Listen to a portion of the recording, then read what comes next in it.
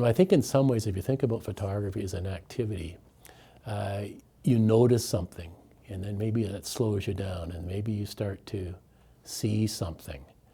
And then maybe if you start to see, you begin to really kind of appreciate what's there. And then I think, you've got a couple of options. You can either, it's a spot for a little bit of gratitude or prayer, or perhaps making a photograph. And when photography is really good, those two things aren't very far apart.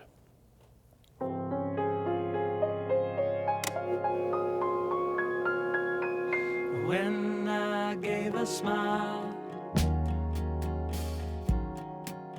I didn't expect you to give one too. The best little recipe for making a great photograph, they speak of the hour between the dog and the wolf. You know what the hour between the dog and the wolf is, right?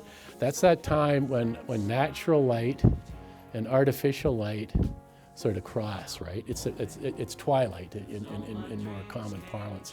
They use that expression because it's the idea of the hour between civilization and wild, essentially, right? But optically, it's an exceptionally beautiful time to photograph. There's another sort of an old saying in photography. Somebody said, how do you make a great photograph? They were asking a photojournalist, and they said, 2 things, son, F8 and be there, right? That's it. That's the textbook, right? And it's true.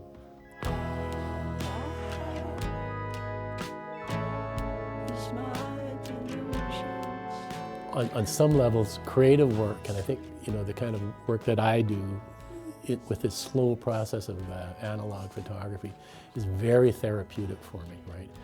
Because it gets me out of here. And that's a good place to get out of, right? There's something about, if you think about it, the act of photography is always about looking away from yourself, right?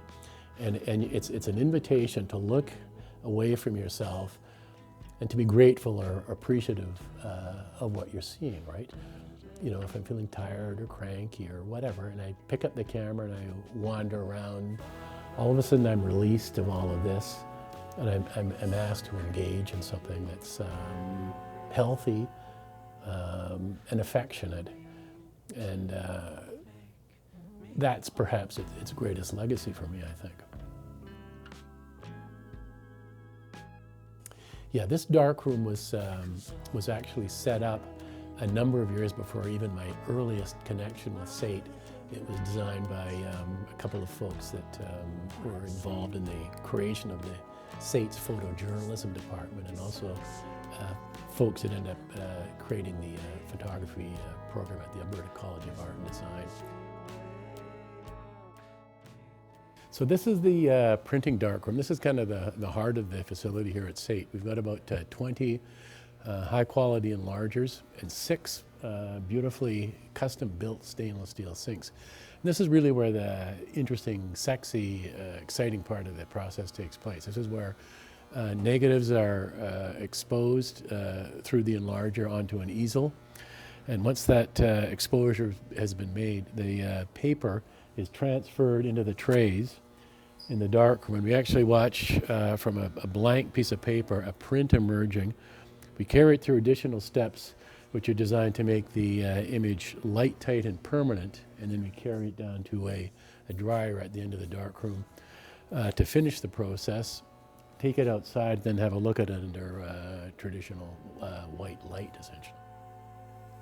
Did you mean to make me? I was flipping through the want ads, and there was an opportunity. There was a job posting for SAIT for a junior editor, script writer, for the princely sum of $750 a month, right?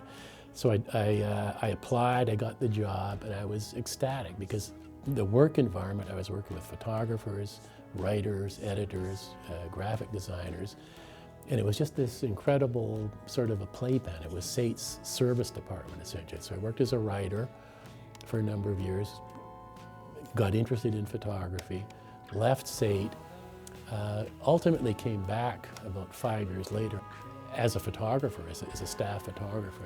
And shortly after doing that, I had an opportunity to do a bit of teaching and to do something that I was absolutely crazy about teaching, which was to be involved with the Darkroom course. And the place that course was offered is right where we're sitting right now. This particular facility is now, we believe to be about 52 years old. It was set up as part of the journalism program here at SAIT. We have an incredible facility, to the best of my knowledge, one of the finest in Western Canada. And it's now been approaching 45 years that I've been coming in here, spending a lovely evening and just, enjoying the people. And really the quality of the students and the success of the students has been extraordinary. It's gotten better and better every year with publications. Some of our students have won major awards for their work. It's just like hanging out with best friends, people that I just cherish in a place that I love dearly. So, it doesn't get much better than that. Was in the SAIT library and I saw this book by Cartier-Bresson, took it down, I looked at it. 50 years ago, this September, it changed my life. I wanted to be a photographer that day, right? But so for me, the pathway was really just looking at good work, being inspired by it, and then sort of embracing a particular tradition, which is the documentary tradition in my case. So, Dave, many thanks, my friend. Blessings.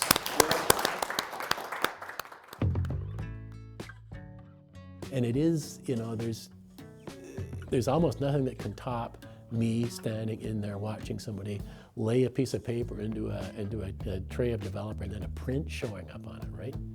I enjoy, digital photography as well. It's promiscuous, it's quick, but I just can't imagine photographing the small towns of the Canadian West, heaven forbid, with a digital camera, right? It just would be gauche, right? It's interesting, my own background and my own style in photography is a very traditional, classic documentary approach, right? Simple approaches, lenses. The idea is you try to capture the story as simply and directly as you can. And somehow this playpen aesthetic has been unleashed in the darkroom.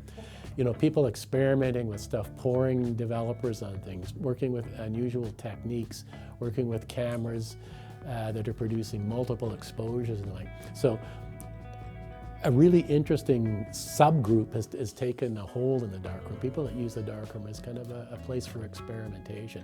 And for me, of course, that's enormously fun. People have really embraced the idea of the darkroom as a place to experiment and try unusual and different things. And we have a facility here which really accommodates that. And some of the students have produced some extraordinary work which has been seen and exhibited and published all over the world. It's kind of amazing to me to see that. Yeah. Just so you've got room. So anyway, she was rifling through the detritus of the darkroom, the stuff that had been pitched, torn, tested, whatever. And look at the gold that she harvested out of the garbage cans, right? Just look at the stuff, the color, the tinting, the staining, the bending, all of this stuff, right? And one of the things that she's thinking of doing is putting together a collage drawn from the detritus of the darkroom. Brilliant. 52 years that darkroom has been being used. Nobody has ever gone down and salvaged all of the junk out of the garbage buckets to make into a piece of art. But this is like, I think, potentially one of the most exciting things to come out of there, right? Take it back. It stays right in my mind. I guess I'm pleasantly surprised and happy that people still come down into this basement in the Senator Burns building at SAIT. And they come in here with a great deal of joy. I think it's true, and people have said this, right? And I feel this way. People come in, they've had a busy day or a stressful day or whatever, and they come in here and it's like that all gets left on the outside of the door, and when they're in here, there's a joy. So I guess that capacity for people to be uplifted in a communal environment, engaged in a creative activity. You know, I shouldn't be surprised, but I am really, that there's that level of connection and joy with what we do here, and it's a real blessing for sure.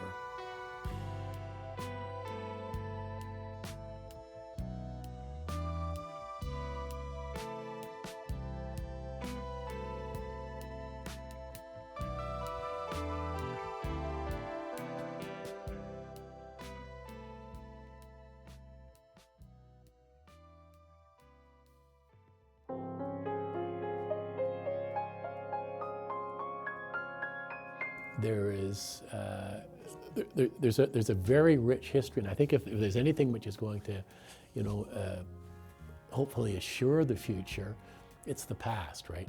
So you always take a photograph in the moment, right, at a particular time, and that instant that you take the photograph, it's transformed into being part of the past. And if it's a really good photograph, it's going to have value to someone in the future, right? Yeah. You know, one of the really wonderful things that's gotten better with just about every passing year is we have people that come back and take the class on multiple occasions, right? Some of them are very skilled. They love being in the darkroom. They love working with other people. You know, it's a safe, inviting, warm-hearted place, right? It's you know, it's therapeutic on some level, right? And I think sometimes that idea of working collectively, and when you feel safe and when you feel inspired by the people that you're working with, is an incredibly gratifying thing. But it's the interaction. It's looking across the sink and seeing somebody else working, hearing about some of their successes. That's you know, the social aspect is a really big part of this, and I've grown to have some very close, affectionate friendships with people, just because of the dynamic that we share in this beautiful, safe, quiet, lovely little space here.